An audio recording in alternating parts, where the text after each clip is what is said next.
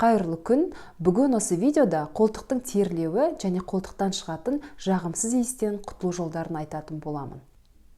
Адам неге терлейді? Адамның терлеуі дұрыс па, ол нормаға жата ма деген сұрақ туындауы мүмкін. Жалпы дені сау адам тәулігіне шамамен 1 литрдей тер шығарады екен. Әрине ол кей кезде көбірек болуы мүмкін, кей кезде азырақ болуы мүмкін, бірақ дегенмен де шамамен тәулігіне 1 литрдей тер шығарады екен адам. Енді терлеу процесіне қарайтын болсақ, адамның денесінде тері бездері бар. Сол тері бездері арқылы сұйықтық шығады. Ол сұйықтық біздің теріміз. Бір қызығы, біздің денемізден шығатын тер мен қолтығымыздан, шабымыздан шығатын тердің айырмашылығы бар екен. Мысалы үшін, денемізден шығатын тер ол су және тұздан тұрса құрамы, ал шабымыздан және қолтығымыздан шығатын тердің құрамына қарайтын болсақ, ішінде су, қант және май болады екен. Онда ше ойлап отырған шығарсыздар, су, қант, майдан тұрса, және теріміз жағымсыз иіс қайдан келеді деп. Жағымсыз иістің пайда болу себебі, білесіздер, біздің денемізде көзге көрінбейтін әртүрлі микроорганизмдер өмір сүреді. Сол қолтығымызда біздің патогенді бактериялар бар. Сол патогенді бактериялар біздің терімізбен шыққан майды жеп, жағымсыз иіс түседі екен. Яғни жағымсыз иіс ол сіздің теріңіздің иісі емес, ол жағымсыз иіс сіздің теріңізден шыққан майды жеген бактериялардың түзген иісі екен. Сондықтан гигиенаға өте мықты болу керек. Егер де терді шыққан қайта-қайта жуып шайып отырсақ, яғни патогенді бактериялардың жейтін азығы болмайды. Сөйтіп жағымсыз иістің шығу шансы өте төмен болады екен.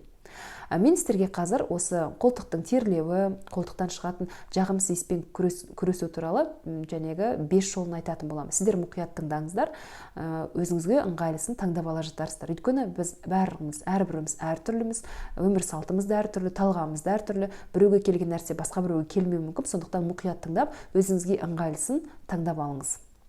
Бірінші жолы ол бітеу. Мысалы үшін, және айтып өттім, тері безі арқылы тер шығады деп. Ал бітеу дегеніміз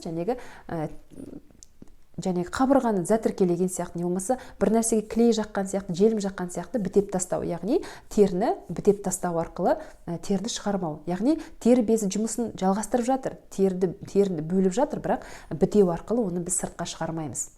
Бұл енді әдіс туралы айтатын болсам, мен өзімнің бір басынан өткен оқиғаны айта кетейін, сіздерге түсінікті болу үшін. Шамамен 25-26 жасым, жұмыс жасаймын, күннің ыстық кезі, осы антиперспирантты бітейтін өте жақсы көп қолданатын. Енді рахат қой, таңертең жағасың, күні бойы қолтық құп-құрғақ болып тұрады, ешқандай проблема жоқ. Бірақ та уақыт келе қолтығымның астында шарик пайда болған байқадым. Сол шарик ұлғая берді, ауырсындым, сөйтіп дәрігерге бардым. Дәрігер бірден түсінді. Антиперспирант қолданатынымды, сөйтіп маған түсіндіріп берді. Терлеу, ол дұрыс, дені сау ағза, терлеу керек, тер бөлінеді, ол шығу керек деген сияқты. Ал сен бітеген кезде оның дұрыс жұмыс жасауына кедергі жасайсың деп түсіндіріп берді. Яғни шығу керектер шықпай жинала берген, қайтадан ағзаға кіріп. Сөйтіп менің қолтығымда сөйтіп шарик пайда болды, іріңдеп, үлкейіп, біраз проблема болды, бірақ дегенмен де жақсы емдеп шықтық. Енді мұнда айтатын нәрсе, антиперспиранттың терді бітейді, енді рахат плюсы, ыңғайлы. Минусына келетін болсақ, естественно, табиғи біздің ағзамыздың жұмысына кедергі келтіреді. Екіншіден, бұндай антиперспиранттардың құрамында әдетте алюминий сияқты, цинк сияқты қоспалар болады. Бұл қоспалардың үлкен минусы ағзада жинала береді. Яғни сыртқа шығып кетпейді ағзадан, ағзада біртіндеп жинала береді, көлем ұлғая береді. Мөлшері ұлғая береді. Бұған қатысты айтатыным, енді сіздер білесіздер, біздің қолтығымызда жалпы маңайында өте көп бездер шоғырланған, лимфа бездері орналасқан, омырау бездері орналасқан, сондықтан өте жанды жер деп айтсам болады. Сондықтан тіпті қазір ғалымдар әлі дейін нүктесі қойылған жоқ, омырау онкологиясымен қолданатын антиперспиранттардың байланыстың ешқандай жоқ деген дәлел жоқ. Біреу бар дейді, біреу жоқ дейді, яғни нүктесі қойылмаған. Бірақ енді логикаға салып ойланатын болсақ, шын мәнінде екеуінің байланысы бар сияқты. Тіпті Англияда мынандай зерттеу жасалған, омырау рагымен ауыратын әйел адамдарды зерттеген кезде ағзаларында алюминийдің дәрежесі нормадан жоғары болған екен. Мен айтып өттім, антиперспирантта алюминий болады құрамында деп. Де ол ағзада жиналады деп. Енді қарап отырсақ, бұндай нәтижелердің қарайтын болсақ, бұндай нәтижелерге екеуінің байланысының бар сияқты көрінеді, мен өзім пікірім енді. Сондықтан енді антиперспирантты қолданасыз ба, қолданбайсыз ба, өз еркіңіз, бірақ та дегенмен осындай фактілер бар. Соны ескеріңіздер. Екінші жолы қолтықтың терлеуімен жағымсыз иіспен күресте ол әртүрлі дезодоранттар, шариковый дезодоранттар, бұлар енді жасыру деп айтам. Яғни сіз терлейсіз, жағымсыз иіс шығады, бірақ та жағымды иіс және дезодорант арқылы, шариковый дезодорант арқылы иісін жасырасыз, жағымсыз қолтықтың иісін. Енді бұнда қарап отырсаңыз, бұл екінің біріне келе беретін әдіс емес. Енді аз терлейтін адамдарға, мүмкін жастарға келетін шығар. Бірақ енді ең ыңғайлы, ең жақсы әдіс деп айта алмаймын. Көп адамға келе бермейтін әдіс шыны керек. Үшінші әдіске көшетін болсам, бұл үшінші әдіс біздің ежелден келе жатқан қазақи әдіс десе болады. Біздің апаларымыз қолданған әдіс. Бұл әдісті енді логикаға салып қарайтын болсақ, шынымен жәнегі көмектесетін әдіс менің ойымша. Кәдімгі қалампыр, гвоздика деп айтамыз ғой, қалампырды алып, кепкен қалампырды алып, киімнің ішкі жағына тігіп тастаған екен біздің апаларымыз.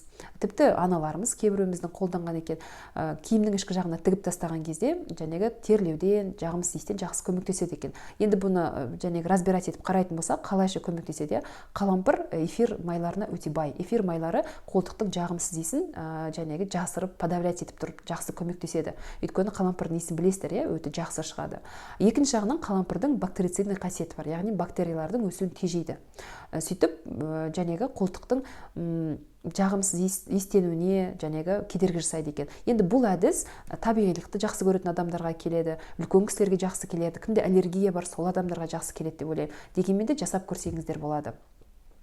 Тағы бір әдіс, төртінші әдіс деп айтсам болады, бұл кардинальный меры, енді кардиналды әдіс деп айтсам болады. Өйткені бұл әдіс жәнегі тер шығаратын тер бездеріне әсер ету арқылы болады. Яғни салонный процедураларға жатады оған. Мысалы үшін уколдар бар, ботулотоксин уколдары тер бездерінің жұмысын қатырып тастайды, яғни жұмысын тоқтатып тастайды. Жарты жылға дейін, бір жылға дейін әсер ететін уколдар бар. Одан кейін әртүрлі лазер мен аппараттар арқылы жәнегі тері безінің жұмысын тоқтатып тастайтындар әдістер бар. Енді ең қорқыныштысы мұнда ота арқылы операциялық жолмен тері бездерін алып тастау жолдары бар. Енді мен түсінемін, бұл әдіс көп адамдарға келе бермейді, бірақ дегенмен де бұндай әдіс бар. Жәнегі қарастырып көрсеңіздер болады. Бірақ әрине жақсы әдіс деп айта алмаймын. Бұл енді кардинальный меры, бірақ дегенмен бұндай әдіс бар. Плюсы, адам жасатқаннан кейін бітті, терлеуді мұтады, рахат, бірақ минусы, енді өздеріңіз түсініп отырсыздар, адамның ағзасының жұмысына қол сұғу. Ондай нәрсе әдетте жәнегі міндетті түрде артынан бір нәтижесін көрсетіп жатады, жаман нәтижесін. Сондықтан көп адамға келе бермейді, және де мен бұны кеңес бермейтін әдістерінің бірі. Енді бесінші әдіске келетін болсақ, бұл менің қазір қолданып жатқан әдісім, өте жақсы әдіс деп ойлаймын, ең оптимальный әдіс деп ойлаймын, табиғи әдіс деп ойлаймын. Бұл әдіс тер бездеріне кедергі жасамаймыз, жұмысына, терінің шығуына кедергі жасамаймыз, тек қана жәнегі бактериялардың, патогенді бактериялардың жұмысын тежейміз. Яғни көбейін тежейміз. Бұл мен мұнда қолданатын алунит деген, естігендеріңіз бар ма? Алунит деген кристалл бар. Оны еще квасцы деп атайды, аптекаларда сатылады, діни және мұсылман заттарын сататын дүкендерде сатылады, кейбір фирмаларда бар. Алунит дегеніміз ол табиғи кристалл, яғни химиялық бір қолдан жасалған бір нәрсе емес, табиғатта бар кристалдың түрі. Соны кейбір тас түрінде қолданатын адамдар бар, яғни сулап қолтыққа жағады. Кейбіреулер жәнегі оны ұнтақтап, одан әртүрлі дезодоранттар жасайды. Сондай түрін қолдансаңыздар да болады. Бұның бір рахаты, таңертең мысалы үшін мен өзімді айтатын болсам, менің терлеу деңгейім орташа деп айтсам болады. Қатты терлемеймін де, ақырында терлемеймін, орташа терлеймін. Маған өте жақсы көмектеседі. Таңертең сулап аламын да, қолтыққа жаға салам, бітті. Ол иісі жоқ, прозрачный, яғни мөлдір, иісі де жоқ, көрінбейді, ешқандай дискомфорт сезбейсіз. Бірдеңке бары сезілмейді мүлдем. Жағасыз, сіз терлейсіз күні бойы, яғни жәнегі табиғи процестерге ешқандай әсер етпейсіз, бірақ дегенмен де қолтықтан жағымсыз иіс шықпайды. Егер сізден қатты жәнегі тер шығатын болса, қолтығыңыздан қазір қолтыққа жәнегі футболкаларға, көйлекке жабыстыратын наклейкалар бар, сіңіріп алатын өзіне. Жәнегі алунитті жағып, сол наклейкаларын қолдансаңыздар да болады. Және де бұл алуниттің қазір тағы бір түрі бар, жонный квасцы деген түрі бар. Енді қазақшаға аударған кезде күйдірілген квасцы шығар, алуниттің одан да мықты түр деп айтсам болатын шығар. Мен өзім қолданып көрген жоқпын, бірақ та қолданған адамдардың пікірін жәнегі зерттедім. Олар көбі жәнегі алуниттен қарағанда одан да жақсы көмектеседі деп айтады. Енді бұл алунитті алып, әбден күйдіріп, ұнтақтап порошоктап тастаған түрі. Бұл алунит айтпақшы тек қана терлеуден ғана бактериялардың өсуін ғана тежемейді. Сонымен қатар айта кетейін, мына қотыр, бөртпе деген нәрселерге өте жақсы көмектеседі. Өздеріңіз интернеттен ашып оқып көрсеңіздер болады. Негізі мықты кристалл жақсы көмектеседі, жақсы жұмыс жасайды. Сол жонный квасын қолдансаңыздар болады. Не болмаса мен сияқты квасты, не болмаса алунитті қолдансаңыздар болады. Одан кейін мына жерде тағы бір жиі қолданылатын және адамдардың көбін ұнайтын тағы бір әдіс тимуровая паста деген бар. Және дәріханаларда, аптекаларда бар, бағасы арзан. Соны жағу арқылы кейбір адамдар осы мәселені шешеді екен. Әсіресе кімде аяғы терлейді, соны қолданады екен. Бірақ та маған мұнда ұнамайтын нәрсе бұл химиялық болғаннан маған ұнамайды. Химиялық болғаннан кейін ішінде құрамында міндетті түрде денсаулыққа зиян нәрселер бар. Теріге жағылған нәрсе міндетті түрде ағзаға сіңеді. Сондықтан мен химиялық барынша заттарды қолданбауға тырысамын. Бірақ дегенмен де жәнегі көп адамдарға ұнайтын әдістердің бірі. Осы 5 әдістерге ұсынатыным, одан бөлек айтатын нәрсе, егер де сізде қатты терлеу болса, терлегенде киіміңіз шылқып терлейтін болса, онда жәнегі мұқият болыңыз. Өйткені бұның туа пайда болған түрі болады. Егер туа пайда болған түрі болса, генетикалық тұрғыдан сіздің ағзаңыз сондай. Ол это нормально деген сөз сіздің ағзаңызға, бірақ жүре пайда болатын түрі де болады, жәнегі тым қатты терлеудің. Бұл енді көңіл аударатын, мұқият болатын нәрсе. Өйткені адам бұрын ондай терлемей, аяқ астынан жәнегі қатты терлейтін болса, міндетті түрде дәрігерге барып, көрініп, анализ тапсырған дұрыс. Өйткені көптеген жаман күрделі аурулардың жәнегі белгісі болуы мүмкін. Мысалы үшін туберкулез сияқты, онкологиялық аурулар сияқты, не болмаса мына жүйке жүйесінің жаман аурулары, әртүрлі мына қант диабеті сияқты жаман аурулардың белгісі болуы мүмкін. Сондықтан өзіңізден ондайды байқасаңыз, міндетті түрде дәрігерге барып қаралыңыздар. Тағы да егер өзіңіз не болмаса отбасыңызда жақындарыңыз осындай қатты терлеген байқаған болсаңыз, мұқият болып есіне және көңіл аударып көріңіз. Егер аммиак саситын болса, ол бүйрек ауруы болуы мүмкін. Егер де ацетон саситын болса, қант диабетінің белгісі болуы мүмкін. Дегенмен де егер де жәнегі аяқ астынан резко терлегенді байқасаңыз, міндетті түрде ертеңге қалдырмай жәнегі дәрігерге барып қаралып, анализдер тапсырып, себебін анықтағаныңыз жөн. Тағы айтайын дегенім, менің тыңдармандарымның арасында жастар бар, Сіздерге айтатыным, тері неше түрлі аурулар бар, соның ішінде мына қолтықтың жұқпалы аурулары бар. Сондықтан өте мұқият болыңыздар, гигиеналарыңызға мықты болыңыздар. Өйткені қолаңса сияқты өте жұқпалы, өте күрделі емделетін аурулар бар, өте жұқпалы. Сондықтан біреудің киімін кию, жәнегі біреудің қырғыштарын қолдану, біреудің дезодорантын қолдану деген нәрселерден мүлдем аулақ болыңыздар. Өйткені өте жұқпалы жаман аурулар бар. Солардың алдын алу үшін, оларды жұқтырып алмау үшін осы гигиена жағына мықты болыңыздар деп жастарға кеңес беремін. Осы видеом сіздерге ұнаған болса, сіздерге пайдалы болса, маған лайк басып, тіркеліңіздер. Пікірлеріңізді астына жаза кетіңіздер. Сіздер қандай жәнегі әдістеріңіз бар терлеуге қатысты, не қолданасыздар, осы видеодан кейін қандай шешімге келдіңіздер. Маған сіздердің пікірлеріңіз қызық, осы видеоның астына жаза кетіңіздер.